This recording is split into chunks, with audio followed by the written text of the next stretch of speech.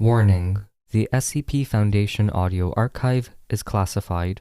Access by unauthorized personnel is strictly prohibited.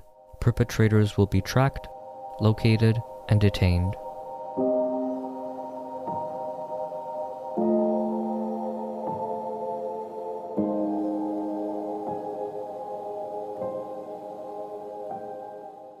Scratch and Sniff JPEG. Item number: SCP-1029. Object Class: Safe. Special Containment Procedures. 3 copies of SCP-1029 are currently stored on standard CDR media in the secure sections of Foundation libraries at sites, and access is permitted only for authorized research into the cause of its effect. Description: SCP-1029 is a 683 by 1024 pixel XFJPEG image file with MD5 checksum. It depicts a stalk of purple flowers of a species Hyacinthus orientalis.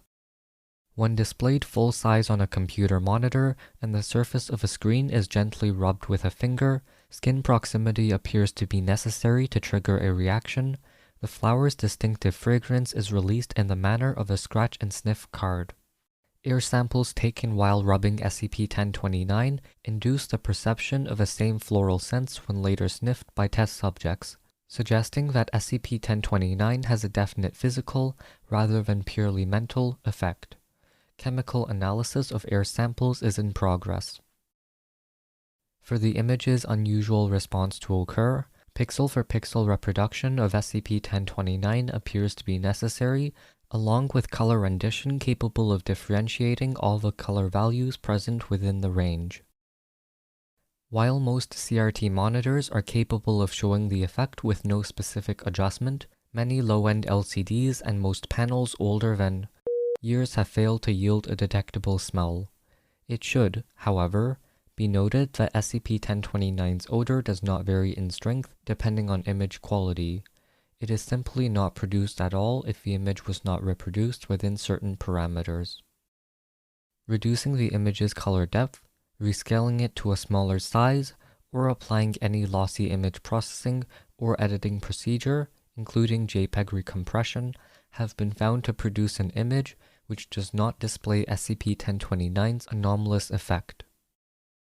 Lossless rotation by a multiple of 90%, lossless conversion to ping or TIFF format, and cropping of up to pixels off the right edge or pixels off any other edge of SCP-1029 have been found to not affect the image's properties.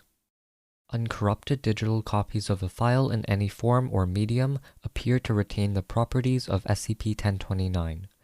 In a sense, all such copies are SCP-1029.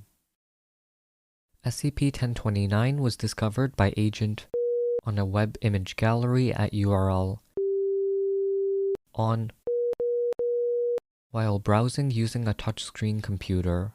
Agent noticed the image's reaction to being rubbed and saved a copy for further study.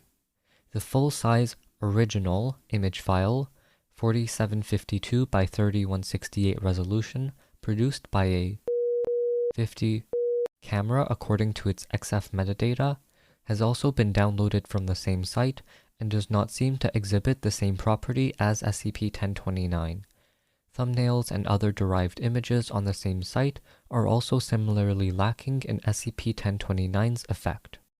Researcher has been tasked with attempting to discover a suitable combination of software and settings which, when applied to this full-size image, reproduce SCP-1029.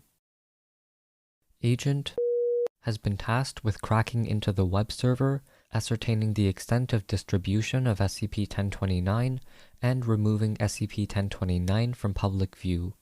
The file is to be replaced with a recompressed version of SCP-1029 verified to not exhibit any unusual effect. Any logged accesses to SCP-1029's URL are to be traced and contained. The website is to be monitored for any reappearance of SCP-1029. Addendum: while output from inkjet and laser printers Even when carefully calibrated and apparently meeting SCP-1029's criteria, do not display any response to rubbing. Dye sublimation prints of SCP-1029 have been found to produce fragrance with little tweaking required. It has been suggested that this is due to the dithering, dottiness, of inkjet and laser prints versus the continuous tone output of a dye sublimation process. Addendum. A correlation between sweat on the skin and odoriferous intensity has been discovered. Dr. triggered SCP-1029's effect with an unusually sweaty finger shortly after an episode of strenuous exercise in the gym. The smell was later described as overpowering. This suggests a phenomenon in which sweat, or some component thereof, is being converted to specific odor molecules. Investigation into this process is ongoing. Thank you for listening. Intro music was from Punch Deck. You can find more at soundcloud.com/punch-deck. Level 2 patrons or higher can get early, ad-free episodes.